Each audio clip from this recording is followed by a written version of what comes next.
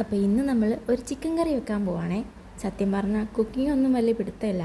നാട്ടിൽ നിന്ന് വന്നതിന് ശേഷം എന്തായാലും ഹസ്ബൻഡ് കൂടെയുണ്ട്. അപ്പം നമുക്ക് കുക്ക് ചെയ്യാതിരിക്കാൻ പറ്റില്ല, അവരെ പറ്റിക്കാനും പറ്റില്ല. അപ്പം എന്തെങ്കിലുമൊക്കെ ചെയ്തല്ലേ പറ്റൂ.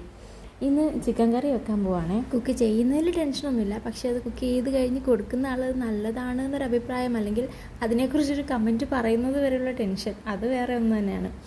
അപ്പോൾ തുടങ്ങിയാലോ. അതിന് വേണ്ടിയിട്ട് ഞാൻ എണ്ണ ചൂടാക്കി സവാള, തക്കാളി, ഇഞ്ചി, വെളുത്തുള്ളി എല്ലാം ഞാൻ എണ്ണയിലിട്ട് നന്നായിട്ട് വഴറ്റി അതൊന്ന് കുക്കാവാൻ വേണ്ടിയിട്ട് അടച്ച് വെക്കുന്നുണ്ടേ.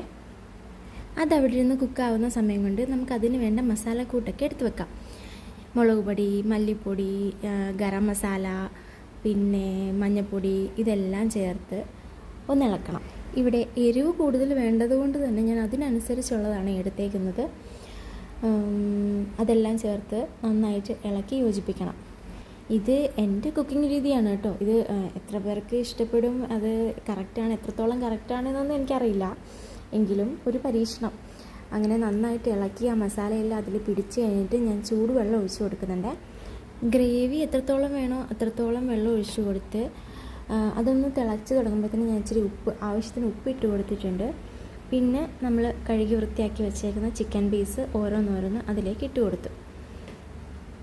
ചിക്കൻ്റെ പീസുകളെല്ലാം കൂടി ഗ്രേവിയിലോട്ട് ഇട്ട് കഴിഞ്ഞിട്ട് എല്ലാം കൂടി നന്നായി ഇളക്കി യോജിപ്പിക്കുക.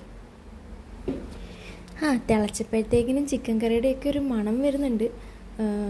ഇനിയിപ്പം കഴിച്ച് നോക്കിയാലല്ലേ നമുക്ക് ടേസ്റ്റ് എന്താണെന്ന് അറിയുള്ളൂ.